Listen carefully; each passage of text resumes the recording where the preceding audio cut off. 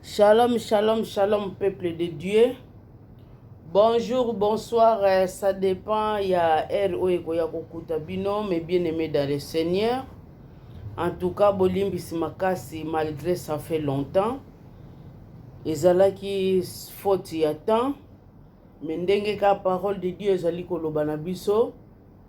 Nyon sotu ya mokili ekoleka, mais liloba ekotika la pona libela na libela. Yango wana quel que soit temps, faut que ça la toujours effort ya koya pembeni ya Nzambe ezali charge oyo biso tosila komema toyebi ke banda tongo tipokwa toliaka biloko ya ndenge na ndenge. Mais pona tokoma na capacité wana ndenge tolobaka esengeli tolanda maître na biso Jésus Christ pas à pas. Ndenge a répondaki Satan le diable, il est écrit, il est aussi écrit. Et sengeli intelligence na yo, il y a parole de Dieu pona okoma na niveau ya ko répondre bongo. Alors parole wana balobi na biso la foi vient de ce qu'on attend. Pona tokoma na niveau wana ezo senga na biso foko yoka. Alors que yoka wana ezali ko senga batu fo bateya yango batu esengeli ba enseigner parole wana. Soki batu bazali ko enseigner parole wana te tozali ko boma musala ya Nzambe. Batu wana bako yoka koma. Yango wana mille excuses na temps o nasili kozwa pona ko pesa bino bilei ya elimo. Vraiment tokoloba na biso ebele te ndenge to mesana koloba. Parce que ya koloba ebele to monike tozali koyoka yango comme il faut te malamu to loba mukie po e permettre mutu akanga yango malamu pe asalela yango malamu. Le kozala malamu mingi mes bien-aimés dans le Seigneur. Lelo tokobanda na biso na Matthieu chapitre 5. Alors na Matthieu chapitre 5 tokotanga na verset 14, mes bien-aimés dans le Seigneur. Toko suka kaka na 14 wana, toko bakisa te, toko longola te, toko suka kaka na verset 14 po esala biso bien pona to yoka yango bien po to kanga yango pe to salela yango eloko eleki ya mutu ya ko salela ko yoka c'est bien bon. Mais mes bien-aimés dans le Seigneur, esengeli na biso ko salela yango, Nzambe na biso alingaka mingi na ko salela. Alors, balobi na biso nini awa. Vous êtes la lumière du monde. Donc, nous les enfants de Dieu, nous sommes la lumière du monde. Pona nini balobi na biso, biso bana Nzambe. Tozali mwinda ya mukili oyo. Enobi kela monio surtout ya Nzambe bazali mwinda ya mukili oyo. Non, parole de Dieu précisez bien. Biso kaka bana ya Nzambe. Biso nde batu tozali mwinda na kati ya mukili oyo. Balobi na biso awa une ville située sur une montagne. Une ville située sur une montagne, mes bien-aimés, ne peut être cachée. Ah, tozali ba mwinda ya mukili oyo c'est bien bon.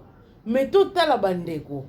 Exemple oyo ba pesi biso pona to comprendre grandeur ya lumière na biso. Bazwili biso exemple balobi na biso lokola ville oyo etongami likolo ya montagne ekoki kobombama te. Mais bien aimé dans le Seigneur, yango wana siko lumière na biso rôle oyo esengeli jouer na kati na mokili oyo. Bandeko verset oyo ezali mbala liboso te ngai na koteya yango. Na teya kabino yango na ba dimension mosusu. Na teya kabino yango na ba exemple mosusu. Na zwila kabino ngutu même exemple ndenge balobaka na biso ke babwaka kaka libanga na manga ya kotela. Pona nini manga wana eza likolo? Na pesa bino ba exemple mosusu ya mutu soki batu misu basali bien mais ngaka soki na sali komona na bango pe oui mais bien aimé c'est normal. baloba na yo kaka parce que yo oza mwana nzambe ozo vivre na mokili oyo me ozali mutu ya mokili oyo te eza normal ntango yo otye mbeba batya misu siri yo mpe balobela yango me awa bandeko na ngai lelo tozali kolobelela yango na optique mosusu na option mosusu awa balobi na biso une ville située sur une montagne balobi na biso ne peut être caché ville wana me bien aimé ekoki kobombama te ezala mwana ezala mukolo ezala mutu aza na niveau nini akomona yango parce que batya yango likolo. Alors bandeko quand on dit likolo bazali kolobelela biso sur élévation. Mais bien aimé dans le Seigneur mwana nzambe nyonso tu ozali na élévation na kati na yo ozali na élévation na bomoi na yo. Mais soki élévation wana me bien aimé ezali ko accompagner yo te esengeli interpeller bongo na biso tokozwila yango na basens ebele pe tozwi yango te me ezali na basens ebele tango élévation ezali ko accompagner ngai na yo te tango élévation me bien aimé ezali ko accompagner biso te alors ezali na balolenge ebele bandeko na ngai élévation mosusu ezali koya te yo moko moto ozali kofongola baporte na yo n'est-ce pas baloba na biso ebandeli ya mayele ezali kobanga nzambe mais soki yo kobanga nzambe ezali te yo moko po ozali kofrene ba élévation na yo parce que yo moko moto ozali kofongola baporte na yo.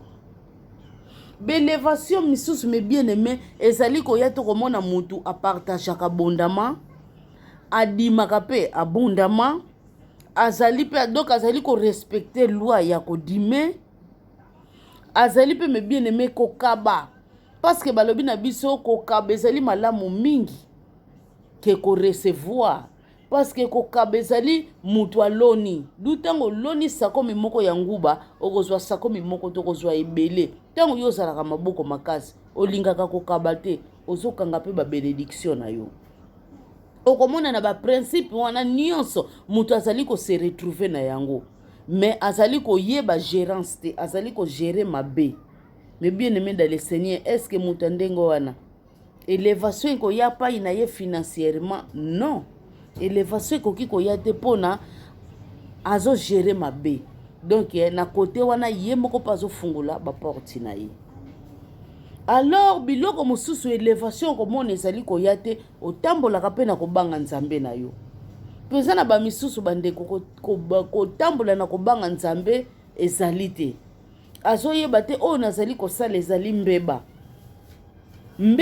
oyo nyonso tu ezali ko contredire parole de Dieu oyo nyonso pe mutu azali kosala en cachette ngana koyo kosala likambo eza bien te tika na sala ngo en cachette enteli wana koyeba na yete bandeko eza deja mbeba nazo tiaka kali deja nzamba kosepela na eloko wana te po nzamba azali komona. Alors tango komi kobanga mutu na mokili ozobanga nzambo akela yo te ozali pe kofrene ba élévation na yo po nini oyo ozali kosala oza kofrene élévation tango pe moko côté mbongo yo o renouveler intelligence te oza na bolamu ebele na kati na yo mais côté mbongo oza ko renouveler intelligence te alors mukolo mbongo moko alobelaka mbongo na ye vous comprenez même ici eloko alobela yango oyo nyonso aza ko contribuer na recette na ngai te azobundisa nga d'une manière ou d'une autre nzambe mona ye nzambe boye donc moko alakelaka mabe na babiloko na ye na ba oyo bazosala ye mabe. Alors tango yo kutami nango yo moko pe oza ndoki ya vi na yo oza kofrene élévation na yo okomona osimbaka nyonso tu esengeli osimba mais recette ezali koya na kati na ote pona nini yo moko ozali pe kofrene élévation. Vous comprenez? Alors élévation mosusu ezali koya na batu te okomona ye moko azotosa nyonso vraiment azotosa nyonso na uti kotanga mpona kofungolela mpe baporte na misusu oyo natangi te bandeko atosaka na ye nyonso mais eza na groupe moko ya bato baza kobundisa bomoi na ye bandeko eza na bakamaradi mosusu balingaka te bato baprogresse otournaka kaka na rond point eza na bapapa mosusu eza na bamama mosusu eza na bayaya mosusu eza na bakamaradi mosusu eza na baentourage mosusu balingi te mutu aprogresse. Alors soki totali na kati ya makomami donc na kati ya parole de Dieu ezoloba na biso ke monguna na biso ezali mutu oyo zali komona te ezali papa te ezali mama te mais Satan le diable. Alors ye mutu asekarnaka na kati ya mutu na kati donc ya personnage ya personnalité moko boye a incarné na kati wana po mutu wana abundisaka yo. Bomoni babiloko wana ndenge ezalelaka lolenge wana okomona balingi kaka resiti na yo te osala bango mabe moko te nini te me bango baza kaka kosasose po babundisaka yo po yo tournaka na rond point élévation na yo ezala te. Mais bien aimé dans le Seigneur eloko kaka na lingaki na loba po na bino na pokwa ya lelo élévation ezali disponible na biso bana ya Nzambe. Alors soki toali komona eloko moko kaka oyo ezali komarche te na kati na biso esengeli to revoir ba façon ya faire na biso to revoir ba marche na biso to yeba élévation ezali disponible to contrôler bien environnement na biso. Tokomona ke vraiment tokoyeba ke élévation tango ezali koya na kati na ngai te nga mutu nazotosa nyonso oyo ezaleli pona boye ezaleli pona boye ezaleli pona boye. C'est par là tokoyeba kokanga madusu na biso wana toujours na obéissance eleka pembeni ya Nzambe. Mais bien aimé to telema toyeba ke élévation na mwana Nzambe eza disponible. Parole de Dieu lobi biso nde batu tokodefisa et non biso to defa. Tango yo komi ko defa yeba ke eza lisusu volonté de Dieu te. Parole de Dieu lobi biso to kozala mitu et non mikila. Tango yo zokoma mikila réclamer ba droit de filiation na yo étant que fils pembeni ya père. Ezali très important parce que Jésus azali pont pona biso. Jésus azali pont azali médiateur entre biso na papa. Jésus wana lobi to senga nyonso tu epai ya Nzambe. Nzambe wana akopesa biso bandeko. Na kombo ya Jésus Christ de Nazareth Nzambe wana akoyanola biso parce que ya azali pont mosusu azali te soki Jésus te oya ndima kokufa pona ngai na yo. Tango akufa wana bandeko alongola biso kote tozalaki akodisa biso na gloire ya Nzambe. Mais bien aimé toyeba ke message ya pokwa lelo élévation na mwana Nzambe ezali disponible. Ba oyo balobaka ke Nzambe ngana yaka kaka kotika batu te oyaka kotika motu te.